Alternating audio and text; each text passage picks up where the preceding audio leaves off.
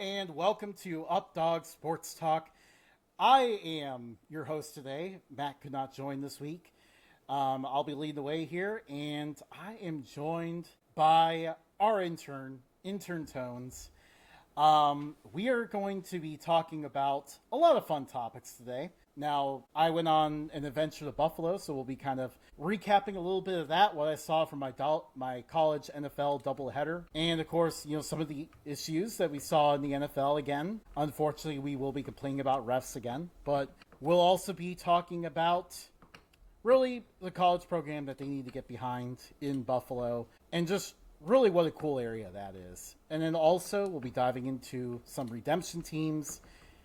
And we even watched it back and found out how Western Carolina's Taron Dickens completed 46 consecutive passes. How did that happen? You'll find out. Tony, how was your weekend over there? It was pretty good. It was good. We had a good Michigan win against old Wisconsin. Poor Wisconsin. In other news, the Bengals moved on. They moved on from Browning. And of all the options out there, there's a guy, you may have heard of him, Joe Flacco. Caught in the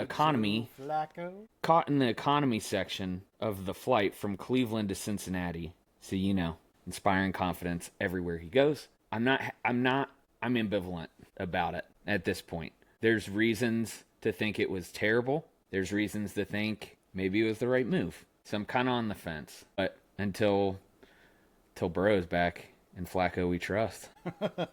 Just gotta trust the Flacco climb and just gotta trust the wisdom. Hope it gets you there. So if you don't know, I went on a doubleheader trip to Buffalo, got to experience both college and NFL. And I just cannot help but to be mad again because this was another primetime game where we once again saw the refs dictate everything. It was an awesome experience overall, don't get me wrong, but we just saw so much of Sean Hockley and his crew in that first half that it was just an ugly game. I don't know what it looked like for you, Tony, on TV, but it was just, there was no flow or rhythm whatsoever because these guys were just throwing flags at everything. Yeah, I actually fell asleep through a good portion of it. But I don't blame you. This is what refs over interfering with a game does. Yep. You can't get in the zone when it's so stop and start. And I mean, even from a fantasy perspective, no one really did a lot of work. Drake May did well, and Stephon Diggs, he had himself a day. But I mean, otherwise, it was pretty forgettable. But the question of the hour, did you get the white Rivals jersey? No, I did not. It is officially cursed. We even talked about that when we saw each other last week. I was like, I have to wait until after the game. I have to make sure it's not cursed. And guess what happened? It's now cursed. Can't have it. Yeah, how much did you see how much it cost, though? Jersey. Was it more expensive at the stadium? It is, for sure. You're looking probably close to about $200. But Ooh. And now there's a lot of people that have these where it's going to become like a bottom of the closet situation because they're like, we can't take this out ever again. It looks awesome, but it's a looking jersey. It's not a wearing jersey. I know, right? And now here, even putting aside the Bills, because honestly, the Bills play bad themselves. This is just when you're the NFL and you claim to be the best sport in the world, and these are the games that you're putting in front of everyone. You're not displaying a good product right now.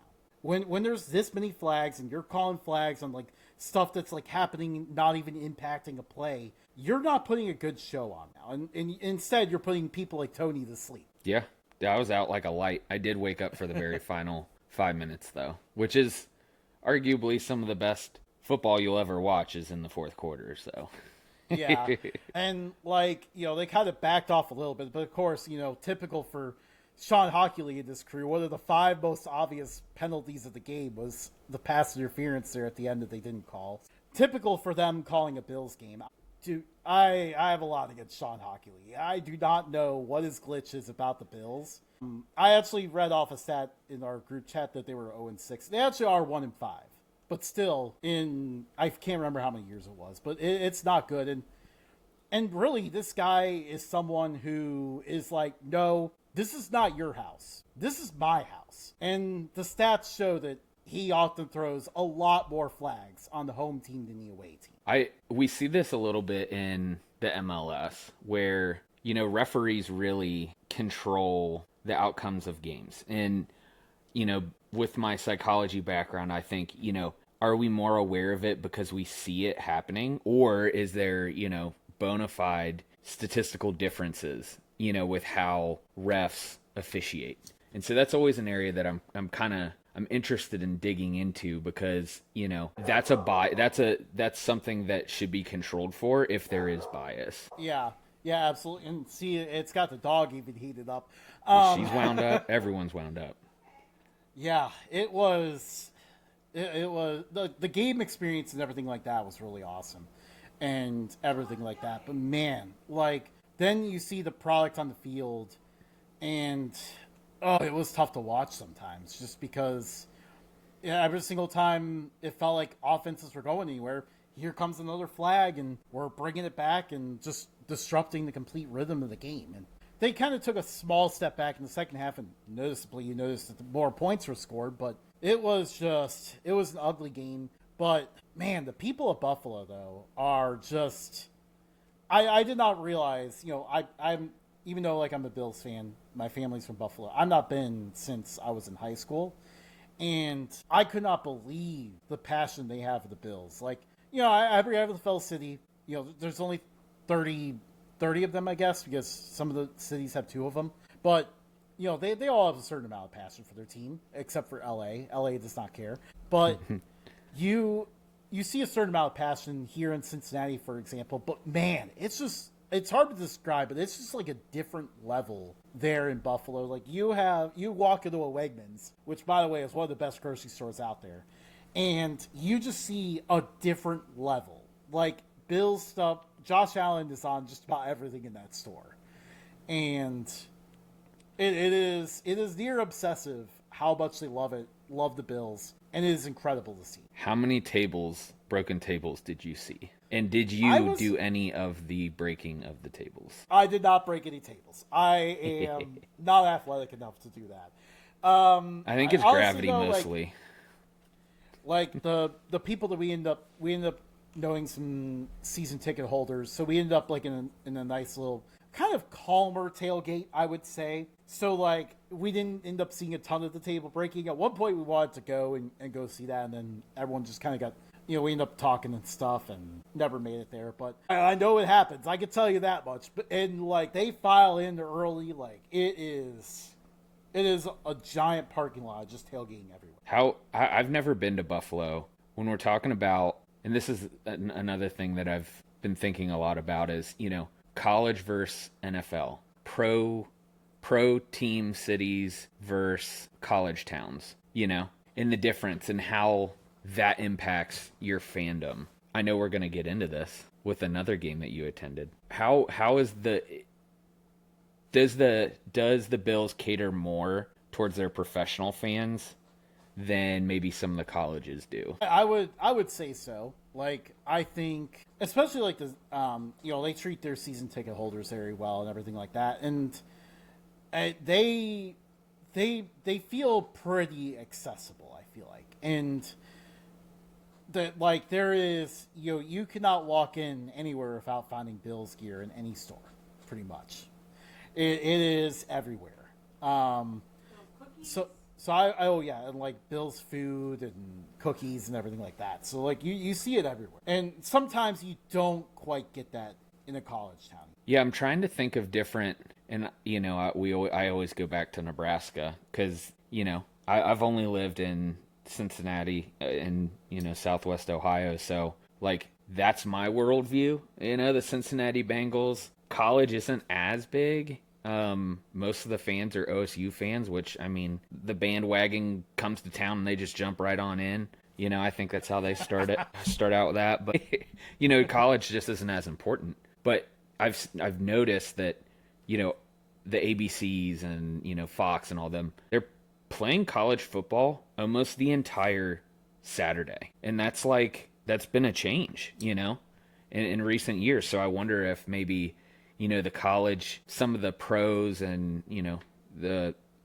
some of the features of the college ball game that are really appealing, if that doesn't bring more people in and we start to see a shift away from the NFL to more interest in college. Yeah, absolutely. And we're going to be pushing this a little bit more as we continue on, but the college game just feels like a better product right now. Like there's more variety to the way the teams scheme up the game, both offensively and defensively. The field's a little bit wider, so it's a little more wide open, visually friendly.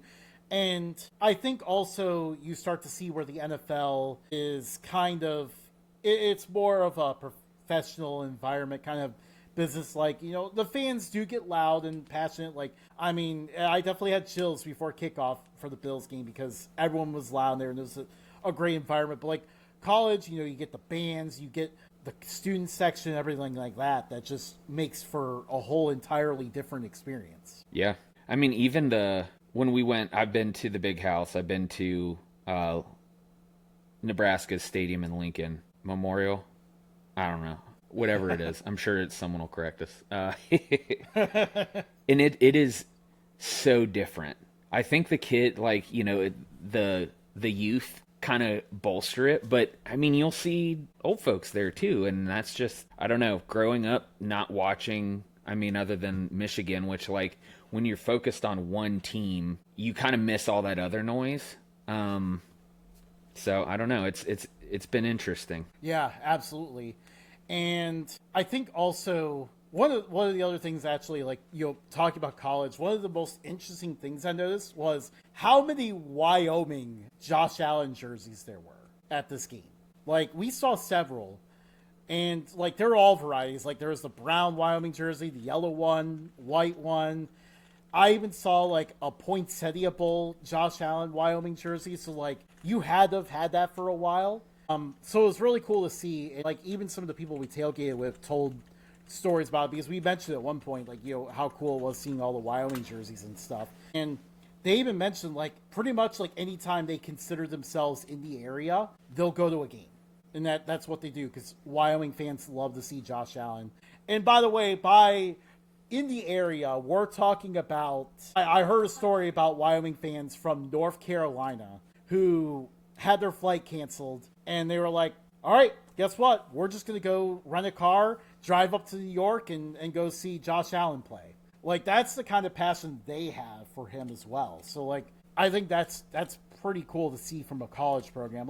You have a lot of college programs that love their former athletes and stuff, but I don't know if it's to the degree that Wyoming fans love Josh Allen. He certainly has a cult following, which is good. He's one of those players that anyone can enjoy watching. Anyone, not fall in love, but he brings a lot of excitement to the game. He brings kind of a golden retriever-esque energy. And I think people like that. Way of putting that. That's just what comes to mind to me first is a golden retriever. Well, I like that. As someone that has a golden retriever. Big golden retriever guy yourself. Yeah, he's a very likable person, and I think there's a lot of people out there that want to see him and the Bills get it done just because of how passionate Bills fans are, how much it means to the city. We probably got out of there at the right time on Monday, because I'm sure Monday was a very miserable day around town, because that is definitely a city where, there's a lot of cities out there where the NFL team dictates the mood the next week. Cincinnati's probably one of them. But man, that's a whole different level, and I'm sure everyone was pretty down about that and cursing Sean Hochuley's name. He was getting some hate. Yeah, I did have to check while we were in traffic on the way out. I did have to check to see if it wasn't just within the stadium. And I did notice a lot of talking heads were talking about the refs again, which I hope the next time we bring up the NFL on this show, hopefully we're not complaining about the refs again. Only good things, not the laundry. I'm tired of having to go on that, but like every single time we get these showcase primetime games, we just keep seeing the refs wanting to make it about them, and they're acting like, hey, you're here to see us call flags. You're not here to see Josh Allen versus Drake May. But yeah, so moving on to the college game now, we saw a thriller on Saturday. Buffalo took down Eastern Michigan in overtime. This game was very much back and forth all game. Eastern Michigan kept giving out a punch, and then Buffalo would counter punch, and it really just kept going like that all the way until the fourth quarter. Eastern Michigan was a team that really needed a win. So did Buffalo. Like it was a lot of desperation on both sides. McMillan, Eastern Michigan's running back, that dude is an underrated player. He was definitely one of the most impressive players I saw out there. He picked up a huge reception. Also, just was very difficult to stop. And really, Eastern Michigan's offense moved the ball pretty well. They just had a hard time finishing some drives. And I know, like, Noah Kim, for the most part, their quarterback, he played a pretty good game, but he had two pretty rough moments that I did see went pretty viral, including the game-ending two-point conversion where they went for two to win it in first overtime. And as soon as he made the move, he basically dropped the ball. Pressure was too great. Yeah, the pressure was just too much. But other than like that moment, he played pretty well. On Buffalo's side, like, again, Red Murdoch is just a huge difference maker. He currently leads college football in tackles. And I think there's a little bit of maybe Buffalo wasn't quite what we expected in preseason. The offensive line is not getting quite the push that we expected them to get, and teams are able to run on them a little bit better than expected. But this is a really resilient effort for them. The last 2 weeks, they saw games slip away from them at the last moment. And this time, instead of seeing it slip away late, they went on a over 90-yard drive with, like, they're facing 3rd and 10 on their own 8-yard line with 45 seconds left. Managed to get out of that, drive down the field, kick a field goal to bring it to overtime, and then win it overtime. So that was a good feeling moment for Buffalo. This is where I begin my pitch where, Buffalo is a city that's very passionate about sports.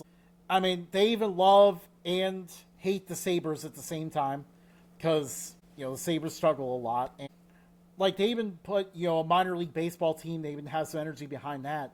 Like, I think this Buffalo program could really do a lot if we started to see the city put behind more energy behind this program.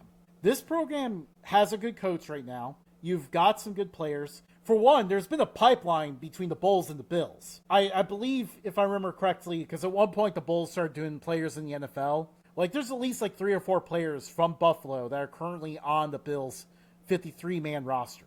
That includes Buffalo Joe, who actually had a pretty good game against New England, and some backup corners. So you get to see your future Bills playing in action. Really, this game is a lot more, I would say college is a lot more family friendly, especially in the MAC. You're looking at the ticket prices, they are significantly less. For me, get 2 NFL tickets was a lot of money. Definitely something you can only do once a year. But like, you could go to every single Buffalo Bulls game for pretty much the same price, especially if a family. Because, you have children, you're looking at buying 3-4 tickets. That adds up real quick. But, you get to have like a similar experience, maybe even see where the product on the field is even more exciting sometimes because you get the wild finishes and wide open offenses and all that. At the same, and like the kids get to have a good time. Like Buffalo really does a pretty good job like making fun pregame activities as well. They had like this whole series of activities inside their field house. In this case here, it was like an 80-degree day, so it's good to get out of the heat, go in there. They had all sorts of fun activities for the kids. Things really for all ages, though. Like, they had, like, a recruit area. They had some basketball competition. They had cornhole in there. And the thing that really got us, $20 mystery boxes. I mean, who could resist the call of the mystery box? What's in the box? It could even be a mystery box. a box is box, but it could even be a boat. Yeah. But no, there's a lot of cool stuff. Like we got Bahamas Bowl shirts in there, which of course, if you don't know the story behind the Bahamas Bowl, they've moved it out of the Bahamas for reasons unknown to a location TBD to be called Bowl TBD. So, and last time they moved the Bahamas Bowl via construction, that's not the case anymore. So I have a bad feeling the Bahamas Bowl is no more. So this is a collector's item at this point because these are probably the last Bahamas Bowl shirts that will ever exist. So it's really cool to have that in our possession. But this Bowl TBD, again, this is where we as Cincinnatians are going to take our opportunity to pitch that Bowl TBD should be renamed the Cincinnati Chili Bowl and be played at the FC Cincinnati Stadium. Sounds good to me. We'll get it signed up. I mean, they had, who was it? It wasn't Toby Keith because he passed. There was a country artist that came, and the pitch was never the same since. So if we can do it for country music, I think we can do it for Skyline Chili. Absolutely, yeah. And, well, Matt's idea, which I better make sure to mention, otherwise Matt would be very disappointed in us. Matt's idea was just to make it a general chili bowl and have all the chili companies in the area involved in sponsoring it and have, the Cody race at halftime or something. That could be big. And that would be a lot of fun. That stuff like that doesn't exist at the NFL level. That 100%. Is college at its core, And really that's like the beauty of college football is the fact that like for a lot of teams, in the NFL, you have one happy team and 31 miserable teams at the end of the year. And, you're looking at that, your odds are not good. Like, you are going to be disappointed at the end of the year, most likely. And, sometimes when you go through so many disappointments, you look at it and you're like, you're miserable the whole year because you're like, we have this issue going on and it comes up in the biggest moments. But college, like, yes, a lot of teams target the playoff in college, but you really can have all sorts of different goals. Like, you still have a bowl game at the end of the year. And that is a fun, exciting way to celebrate your team. Like, for example, like for Colorado, like I got to go and go to the Alamo Bowl last year. That was a lot of fun. And that gives you, as the fan, like another option to get to see your team in a game that's usually relatively affordable. So, like, that's always one of the beauties of college. And, man, wouldn't it be so much fun if we had a bowl game here in Cincinnati? I mean, maybe Matt's idea is not possible. Maybe Skyline just needs to sponsor it. Or, Gold Star wants to try to market themselves more. The outsiders, maybe they jump in and try to sponsor it instead. But, like, the pitch was there. We have the venue. Make it happen, guys. Let's get the Cincinnati Chili Bowl replacing Bowl TBD. Is Skyline the official chili of the Cincinnati Bengals? Did I make that up? I don't know. For some reason that's what's coming to mind, but I might have made that up. So that's my intern card for the day. Skyline does sponsor one of them. It's either the Bengals or the Reds. I can't remember which. It might be the Reds. I don't know. I'll look it up. I mean, actually, I do know it's the Reds because I've seen Skyline there. Oh man!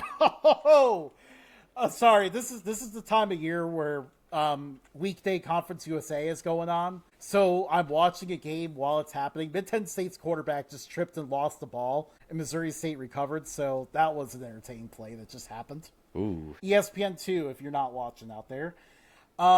But yeah, like, and we got like this, I think you could barely see it, but this cool towel back here, another bigger cool towel with the mascot on, and then the coolest pair of sunglasses I have ever owned in my entire life. Look at that. This is unreal. I usually, for people that don't know me, I usually don't get cool sunglasses because I lose them all the time, but like these guys, I'm making sure I never lose them for sure, because this is by far the coolest pair I've ever had. You might need to bring back the mullet for those. Oh man, you're right. Grow your hair for the accessory, Yeah. It's like the showpiece is your sunglasses. That would be 100% perfect. Like, just once I get the mullet down here again, then we're looking at the perfect look. Maybe I even go with a mustache. Yeah, handlebar. Yeah, dude. I think you should. Oh, this is an incredible look. Queso in the chat says, "Nice Harvard hat tones." Ooh. I'm wearing this hat because I'm going to Boston next week. And if somehow, some way, my plane doesn't leave on time or is delayed or is canceled and I'm stuck there, I'm going to try to go to the Harvard game. But if I'm at the Harvard game, I'm not going to be having a good time because I should have left on Thursday night. So just know that. Hey. Bruins. The NHL kicks off today. So in honor of that, wear my Bruins. Very nice. Yeah, I'm hoping rooting for. I don't know what, because like it would be very fun if you got to go see Harvard play, get some Ivy League action. And by the way, they're looking pretty good. I think like they're top 20 at least, blowing people out so far. That win over Brown University is looking pretty good that they beat Rhode Island. I can see you're looking something up, but yeah. So really, Buffalo does a great job, like just putting on a good time. Eventually, they'll need to work on getting rid of the track. I think they already plan to try to do that. And that'll electrify the environment even more. Because at that point, once you get rid of that, the fans will be closer to the action. And you'll really see, I feel like you'll see that program really start to go. Like they have a food truck, by the way. So like you can actually walk down towards like part of where the track is, like the fence to like the stadium kind of goes on the track a bit. You can walk down there, go to a food truck, and meanwhile, like you're just right behind the goalpost, just watching the game. That is wild. Yeah, like I went there at halftime, and like it took me until like halfway through the third quarter to get food, but I didn't miss a bit of the action because I'm just looking at it while getting some food truck mac and cheese. So like pretty neat stuff. Yeah, no, that's cool. But yeah, the other challenge that they do face in terms of trying to get some fans here, Matt has and joined we have the a show. guest appearance. I realized I didn't send you my picks, so I didn't know where we were at, so I had to pop in.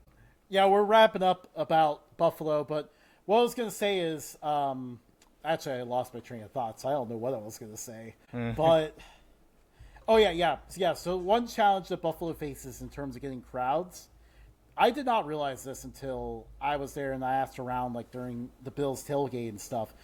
This is mostly an engineering school. So you got a different demographic that you're trying to convince to go to football games. That's certainly true. That absolutely is a factor. Engineers are some of the weirdest ones out there. Yeah. No offense to engineers, I know a lot of them. I don't know all of them, but I know, good people. Bit odd. Yeah, and when you got a whole community of them, like it's hard to get them to the games. So, but yeah. So we move on here because that was a huge win for Buffalo, and really that one really set the tone for a few other teams in college football, where it really became kind of a redemption weekend a little bit. Some teams that got off to really disappointing starts to the year pulled off a massive redemption win. Another one on Friday night was San Jose State, a team that we thought maybe could be a sleeper contender for the Mountain West. Started out 1-3, saw a couple games they should have won slip away, and the Spartans responded. They took down a really good New Mexico team, 35-28, in a game that was absolutely insane. I think one of the biggest keys we saw from San Jose State, the announcers kept talking about the kicker change, but the thing is, it never came down to a kicker. What San Jose State did and really improved on to beat New Mexico was they finally started finishing drives with touchdowns. Like, that was something they had a rough go of for a while there. Kept seeing their drives stall out and then missing field goals. They finished their drives, and that was the key to victory over the Lobos. And then we look at our next team. We have Arkansas State, who faced a tough early schedule. They were 1-4, facing a tough Texas State team where they could be looking at 1-5 with very little chance of a bowl game. Arkansas State fell behind in like the last minute of the fourth quarter, and then they got one little window. Texas State missed their extra point, and then Arkansas State drove down, scored a touchdown and the extra point to win the game, and send all of us 0-6 in our picks last week because all of us picked Texas State.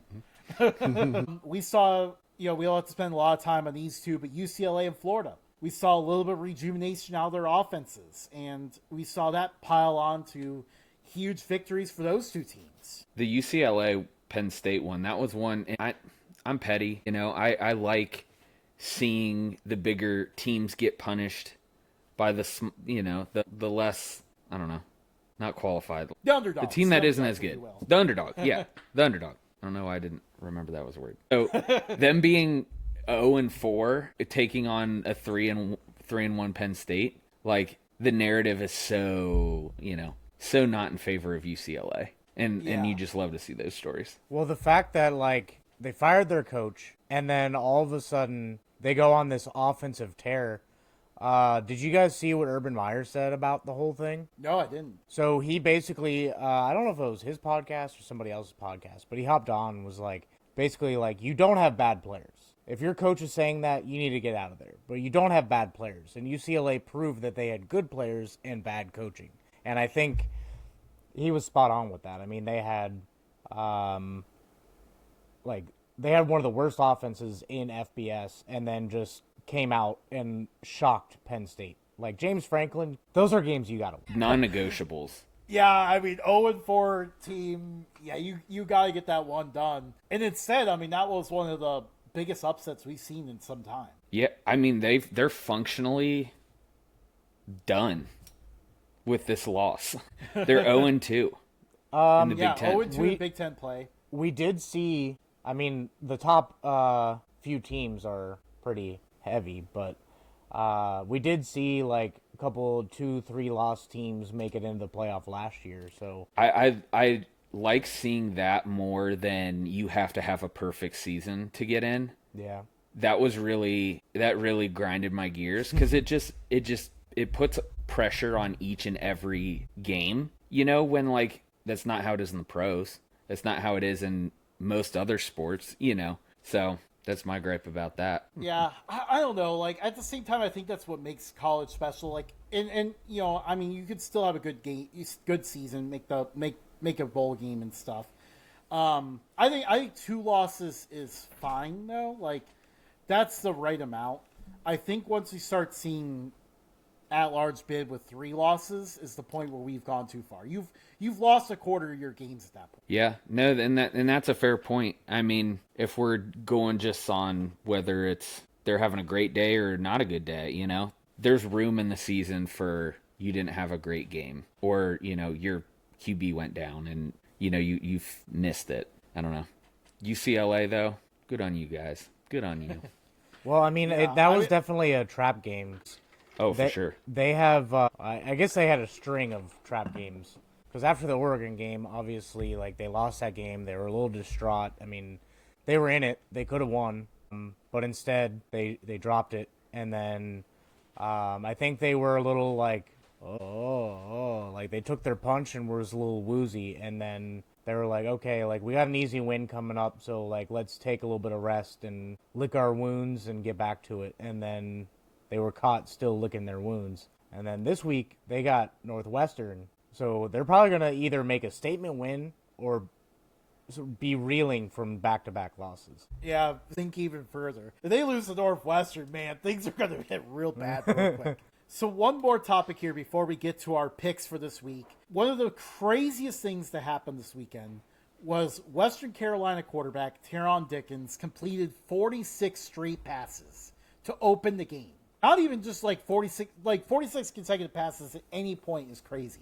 Even like if you do it over multiple games, which the previous record for most consecutive completions was East Carolina quarterback Dominic Davis completed 36 between 2 games. This guy completed 46 to open a game. And so I had to watch this back and find out like how this happened. Basically what the situation, we got the perfect storm here. So Wofford was down 7 starters defensively, and they kind of figured our only chance in this game is just to sit back. We're giving up, 5-6 yard completions, and we're not giving up anything else. We're sitting deep. You're not going to get anything. You're not getting a first down on any of your completions. We're just going to sit deep. You want to throw it short, you'll throw it short. But he's just ran cover 4 the whole time. Pretty much, yeah. Pretty much.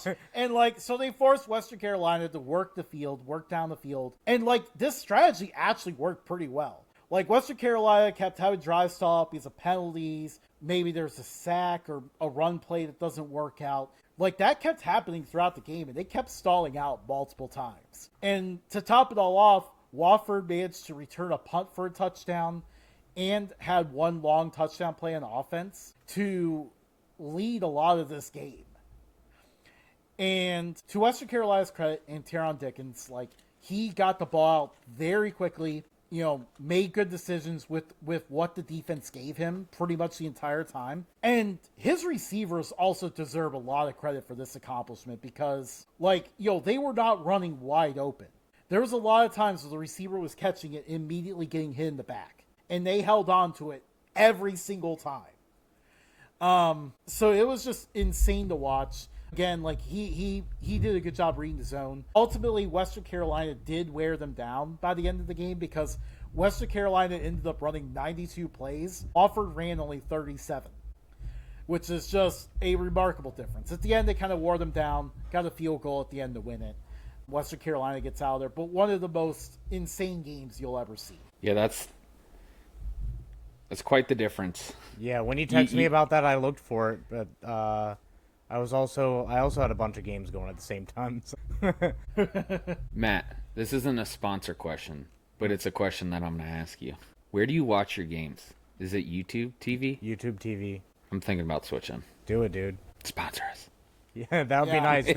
They're too big of a company to sponsor little old us, but yeah, I mean, we like the quad box. I got Justin to switch. I mean, getting Justin to pay anything is like pulling teeth. Well, to be fair, it wasn't you. It was the quad box that got me the Switch. Yeah, but if I wasn't there every month going, Justin, switch to YouTube TV, you're gonna like it. Yeah. Hey. Man, you guys are kind of talking. Did we? About... I missed. I'm in grad school, so I was doing homework. Did I miss the shirt conversation? Yeah, we talked about it. We talked about the Chili Bowl. Dang it! I was gonna bring that. I was gonna bring that up and be like, we need the Cincinnati Chili Bowl. We really do. We need to do a whole episode just planning it out. We'll plan it out for them, and then hand them a friggin' beautifully wrapped, executable plan. I mean, if they want a really low budget, we will take a really small paycheck to be the announcers for that game. Yeah, 100%. Yeah. Yeah. Can you imagine Cincinnati Chili Bowl presented by Updog Sports Talk live on YouTube. Live on YouTube, Twitter, Riverside. That was great. We need to start pitching this more. We need it. I don't know what the reasonable time frame is to plan a bowl game. To me, probably about 2 years. Okay, yeah. Hey, we gotta do it. We gotta start now. Justin and I have been planning for about 2 years. Yeah. So. Yeah, and also, like, I mean, someone has to play in a bowl game somewhere. There's a bowl TBD out there. Mm-hmm. That's how we got into the Chili Bowl to begin with, was there was a bowl TBD because the Bahamas Bowl doesn't exist anymore. Tony, when we talk MLS again, we can, because we'll be talking about that stadium, maybe you and I can throw in like a 6-hour chat about Cincinnati Chili Bowl at TQL Stadium, presented by Updog Sports Talk, live on YouTube and X. Yep. Just comes right off the tongue. Yeah. That's one that would be like everybody would have to say it, because if they cut it off, it just wouldn't do it justice. That's like what was the one last year with Snoop? Oh, yeah. The Snoop Dogg Arizona Bowl, presented by Dre and Snoop. No, wait, sorry. I messed up the name. The Snoop Dogg Arizona Bowl, presented by Gin and Juice by Dre and Snoop. It's so long, it's hard to remember the correct order. That is a title. Yeah. By the way, mentioning the shirts of Buffalo, like, now that I think of it, like, Miami, what are you guys doing? Like, to give a mystery box and fill them with a bunch of the shirts from that bowl game. I would definitely buy a mystery box from Miami on, I don't know if they have a home game on Saturday. I don't think they do, but on whatever the next home game is for $20, if you potentially have a Snoop Dogg Arizona Bowl presented by Gin and Juice by Dre and Snoop bowl game shirt in that box. My favorite thing about that mystery box is the conversation you and I had, Justin, where we were like, a boat is a boat, but a mystery box could be anything. It could even be a boat. I attempted that quote earlier, and I think I butchered it. Knowing you probably did. You might have. I also attempted at it, said the wrong words, but the thought was there. we all knew exactly what we were talking about. Yes. Man, I executed it perfectly with Matt on the phone yesterday, but apparently Absolutely perfect. It was like, wow, this guy. If you've known Justin for a long time, you would have been floored at the fact that he got that out completely with perfect Road Dog execution. in the chat, by the way. Road Dog in the chat had another good one. He asked if Gronk is doing the LA Bowl. It is still the LA Bowl presented by Gronk, or like, I think it's actually like insert sponsor LA Bowl presented by Gronk. Updog Sports Talk. The Updog Sports Talk Bowl. The Updog Sports Talk LA Bowl presented by Gronk. The Up Yours Bowl presented by Updog Sports Talk. So the sponsor is Bucked Up. Wait, for real? Bucked Up, the energy, the supplement brand. The That's cancer wild. can. They do energy drinks as well. I am currently, well, I was wired up with one earlier today because it's been a long week coming back. Black coffee. I didn't know that. Jet black coffee. Black as the pit. All right, let's go to our picks here. None of us have given each other our picks, so this is gonna be kind of fun. We're all gonna do this on air here. Tony's just gonna wing it because he's like, "Oh shit, I forgot." I did it, but it's not gonna be pretty. This may be the week all of us go like over. I mean, it doesn't get much worse than having multiple games where we all picked the same team and we all got it wrong. The Owl Bowl, we only have one Owl Bowl all year long, and we all picked it wrong. Yeah. But we almost picked the UC game wrong last week, but I saved us. Yeah, you did. You did. Yeah, homie pick. Your Homer pick was the only one that got it right. And Matt, you would have had the best week too of everyone if you just didn't. I did have the best Austin week of P everyone like that. Well, you would have been tied for the lead if you didn't bail on Austin P. He's saying overall. Oh, yeah. Well, Overall, you're still our underling. Shut up, Justin. Shut up, Tony. I'm fighting with college football home for last place here, okay? It's an honor to be mentioned with them. It is. It is. Well, we go to the American. We have a huge showdown on Friday night, guys. The South Florida Bulls, currently ranked in the top 25. They travel to North Texas to take on the Mean Green in a blackout. A lot of Texans are probably upset about this game being on a Friday because if you know anything about Texans, they do not like high school football being interfered with. Who do you see winning this one? Matt, I'll let you go first. I am a big fan of the color green in this game. There's a lot of green. But I'm going to add a little flavor. I also like gold. I like the Bulls in this one. It was tough for me. I went back and forth on it. North Texas came out of the gate strong. But I think the Bulls have the better kicker, and I think it's going to come down to kicking. Matt? The Grammatica family is back. I'm with you on this one. I think just even strength of schedule that the Bulls have had. Because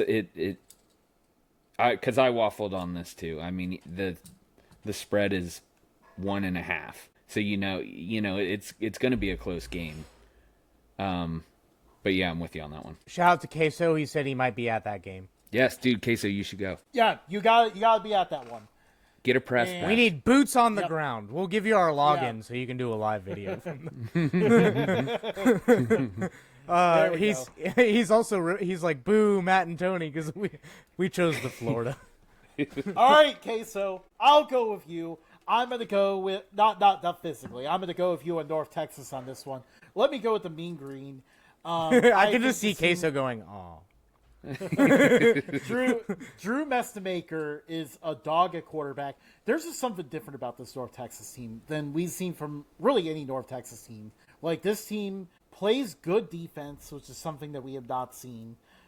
Which, by the way, the total for this game, the over-under is really, really high. I feel like the defenses are being underestimated a little bit on both sides. But I really like what this Mean Green defense has been doing this year. This team is a little bit more clutch than we've seen from previous North Texas teams as well. They get it done at home and pull off a big victory to remain undefeated. You've been high on them. I'm on to you, buddy. Tell your wife.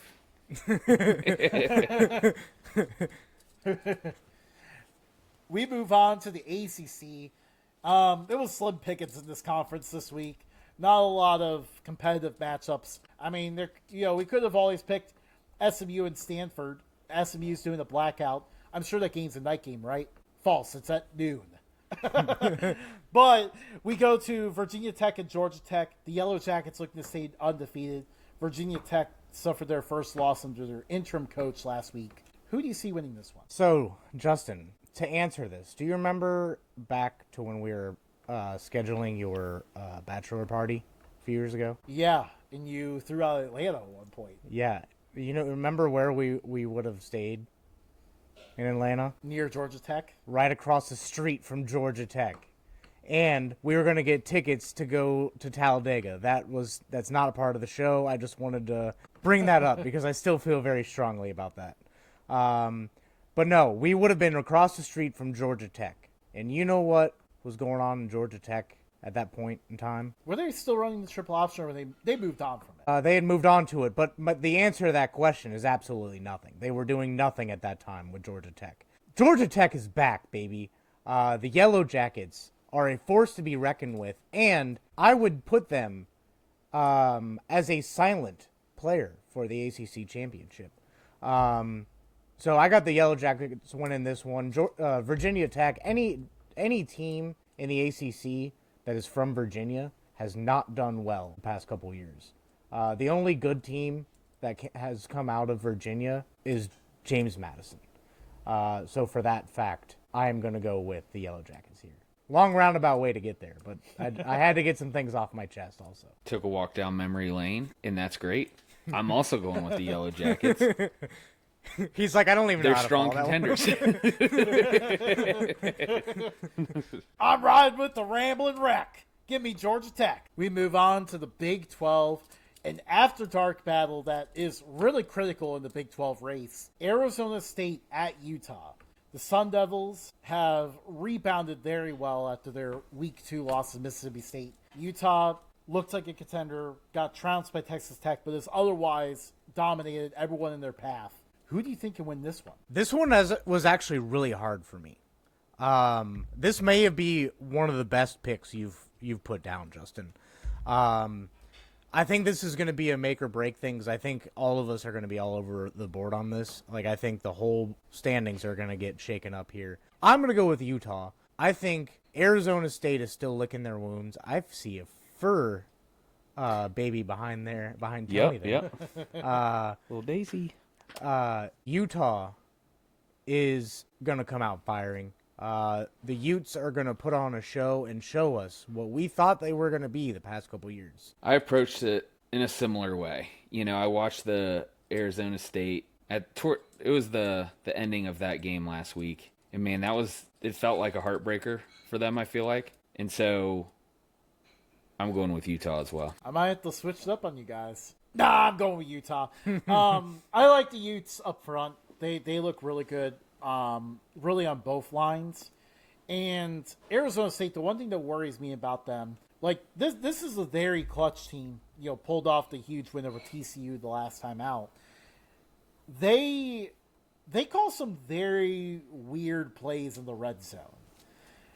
And it came back to bite them against Mississippi State.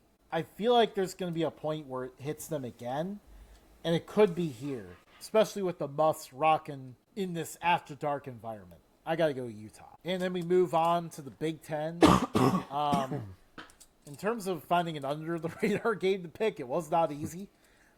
Iowa, Wisconsin.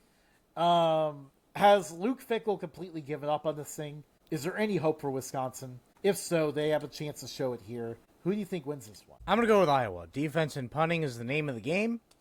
And they have I wouldn't say a great quarterback, but a step up in quarterback from what they've had in the past. So I think the Hawkeyes are going to put on a show for those kids in the hospital. Is It's at Wisconsin, isn't it? It's at Wisconsin. Yeah, but it's going to be televised in the hospital. That's true, yeah. Matt caught you in a technical. You getting tricky, sir. But I don't think Kinda that broke me for hospital a second. I don't think that hospital has YouTube TV for all their kids, so they're not going to be able to quad They're box stuck it. with Yeah. Hulu like the rest of us peasants. I'm going with Wisconsin. It's the return to Camp Randall. Their remaining schedule is disgusting. It's now or never. If they don't win, I don't think they will the rest of the season. Yeah, they're pretty much doomed if they don't. But no, I Doomed gotta if go they with do, Iowa. doomed if they don't. I gotta go with Iowa. To be honest, the first opportunity that Wisconsin needed to win was a few weeks ago against Maryland. They lost by 17. But it was September, I Maryland. see. It was September, Maryland. Which, by the way, a bunch of us were correct about picking against them in October.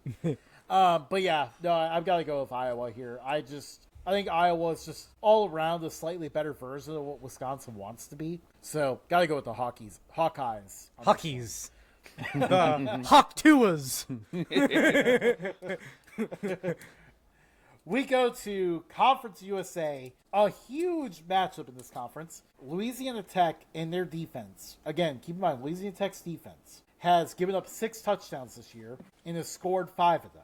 They take on Kennesaw State, who has a star in the making at quarterback, maybe even the best quarterback in the conference. The Owls have been looking very surprising.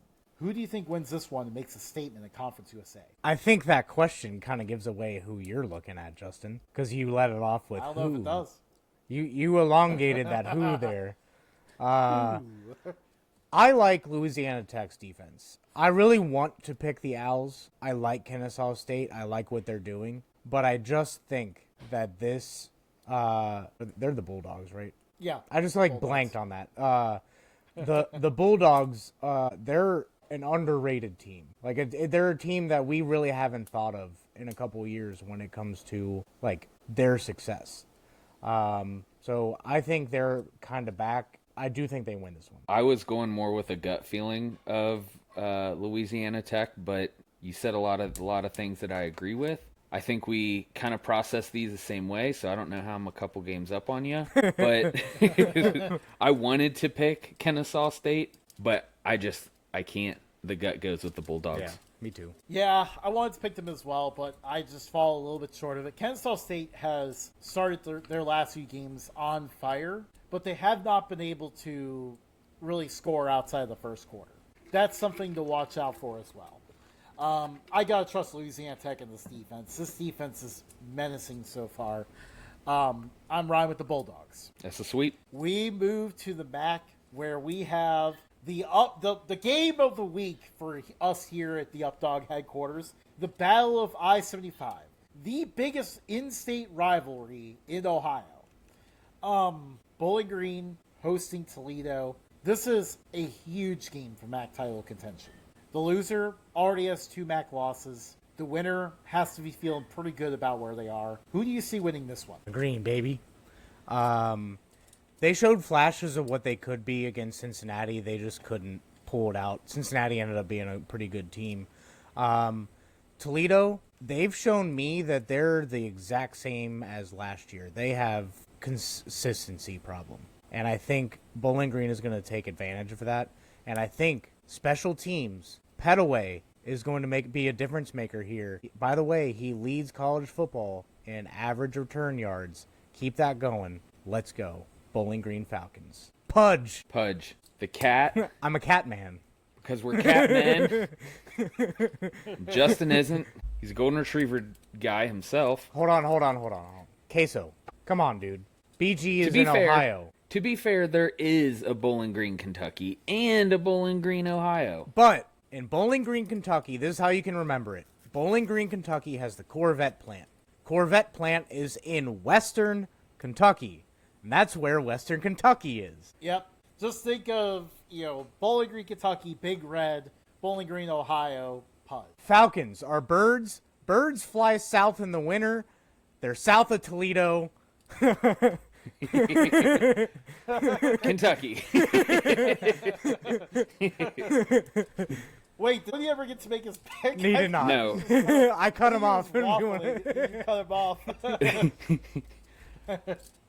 I know this will break your heart, but I'm going with Toledo. I think their offense is stronger, and their defense I think will kind of oppress you guys. I don't think you guys are showing significant offensive prowess, and so I think they'll be able to kind of take control of the game, and that's unfortunately how I see it going down. Missouri State just scored a very wild touchdown here with 2 minutes left in the half. This is that time of year, getting distracted in the middle of the podcast because there's Conference USA on.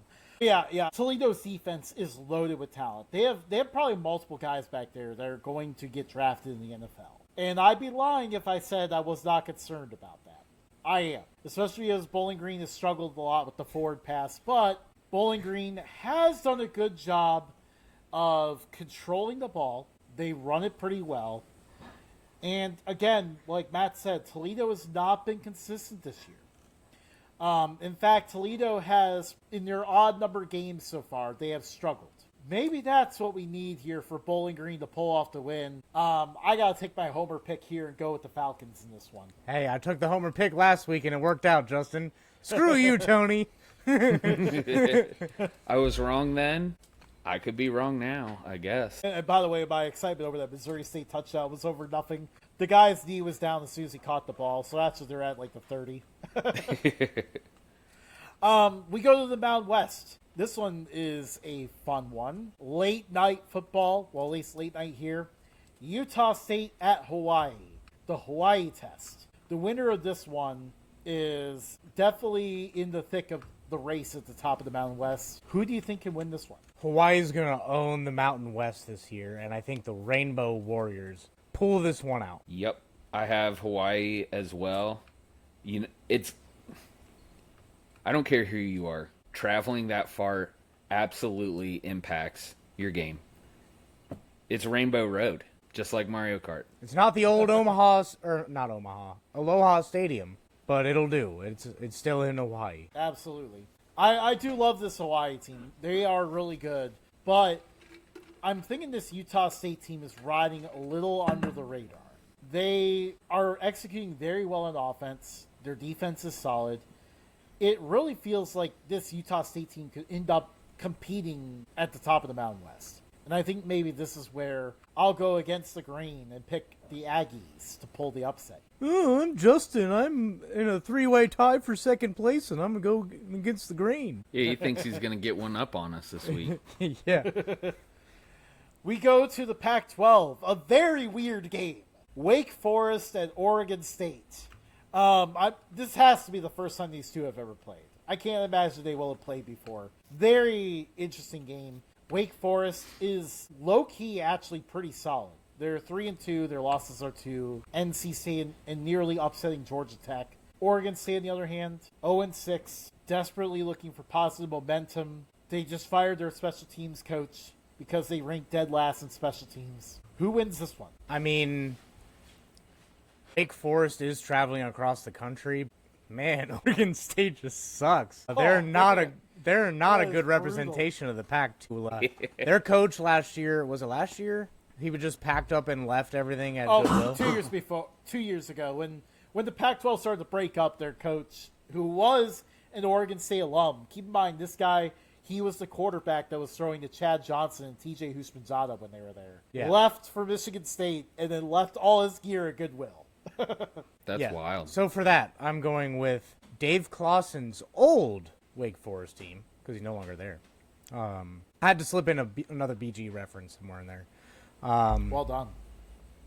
I'm going to go Demon Deacons. I'm going to choose to be a Beaver.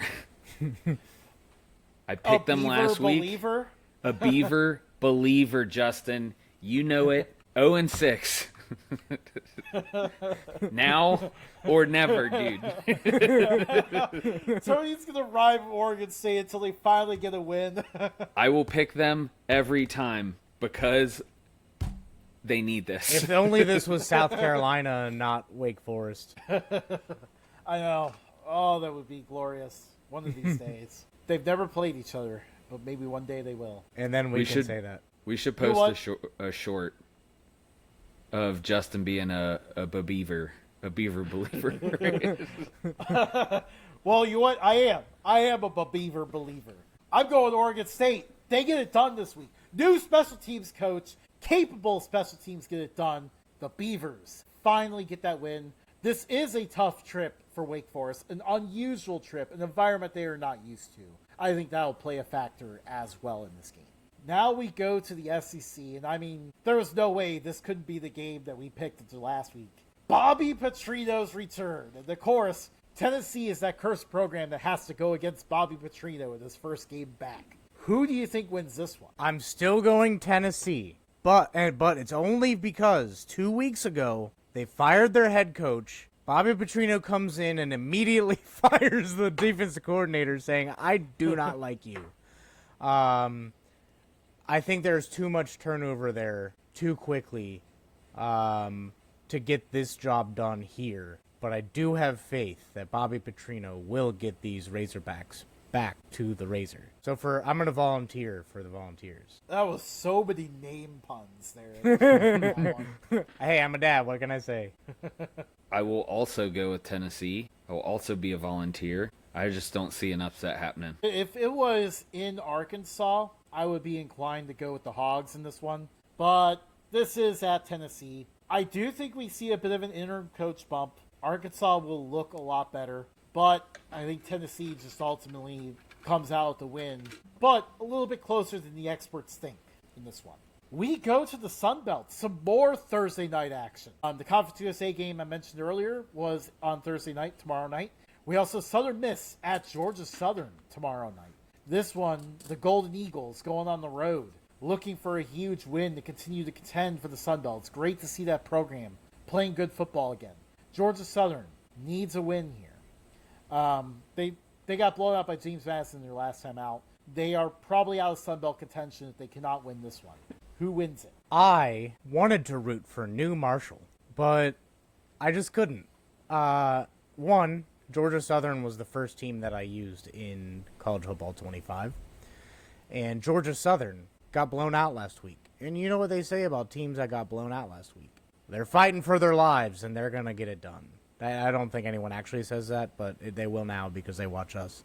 So New Marshall loses a close one to Georgia Southern. I think the Eagles will fly because they're both Eagles. And, you know, not all that glitters is gold, but for this game, it's going to be Southern Mississippi. Southern Miss Golden Eagles get it done. Southern Mississippi wins. It's great seeing this program playing good ball again. You know who you remind me of, Justin?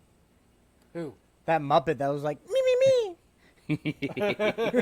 Probably. I think that sounds about accurate. He's lashing out. Because... la, la, la, la. I'm lashing out because it's Sean Hockley, if you don't know. Yeah. We go to FCS now. We have a fun one at the FCS level to look at. Alabama State and Jackson State. This game is so big in the SWAC, it actually got selected for ESPNU on Saturday. So Saturday afternoon slate, make sure you tune into this one. Alabama State lost by 10 in their season opener to the UAB, an FBS program. Jackson State has also only lost to an FBS team. So both teams undefeated at the FCS level. The winner of this pretty much probably will win their division in the SWAC. Who do you think wins this one? The SWAC has had a bunch of solid coaches over the last few years, and most notably Deion Sanders at Jackson State. Alabama State has had their moments of sending NFL players up. But I think Jackson State is now... I think Deion Sanders, when he left the program in a state where it can be stable for the first time in a while. And I think that stability has built something deeper than what Deion really thought could be possible there. And for that, I'm going with Jackson State.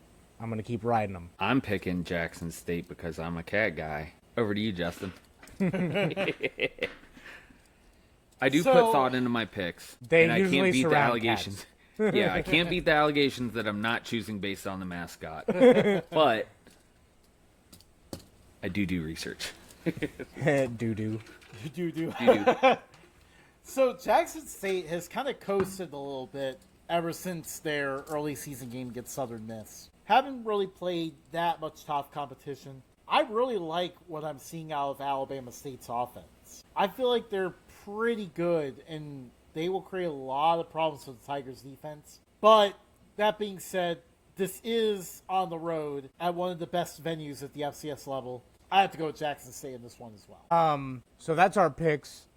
Road Dogs. No, we are not going to touch on the North Carolina situation tonight. We will probably bring that up another time because it hasn't officially happened yet. To those of you who don't know what's going on in North Carolina, we could be looking at a Brexit, a bill exit. So yeah, I mean, if short-lived, I was completely wrong on that. But we'll touch more on that at a different show. Yeah, if we were to go back to our hype trade series, Matt, you may have had the coldest take on that one. Yep. I'll take that one on the chin. It happens sometimes. We're all wrong. All of you have been wrong about something at some point, so I'm just saying. I was trying to be optimistic for Tar Heels basketball school with some hype around football. What's wrong with that? Yeah. What's wrong with that? Well, Justin, you started the show. I'll let you end it. Oh yeah, I got it. No, you do the outro. You're a lot better than I am. Okay, so I popped in late and got to finish us off. We're on obviously X and that is Twitter, YouTube. Sorry, I was not planning on doing an exit tonight. We're on YouTube and X live Wednesdays at 8.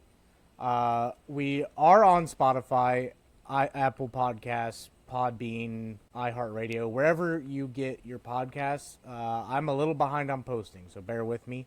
Follow us at Updog Sports Talk on all social media. And we'll catch you guys next week. See ya.